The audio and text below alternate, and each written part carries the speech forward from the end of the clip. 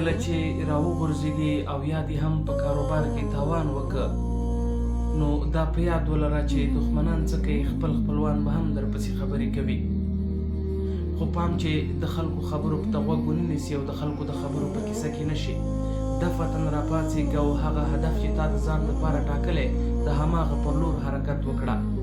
شاید هدف ته له رسېدو مخکې ته څو ځایه نور هم وغورځېږي، خو ته به د خلکو خبرو پسې نه ګرځې.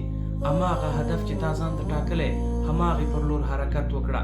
ته به ضرور خپل هدف ته رسېږي او هغه څه چې تا خپله موخه ګرځولې هغه به ضرور ستا لاسته راځي.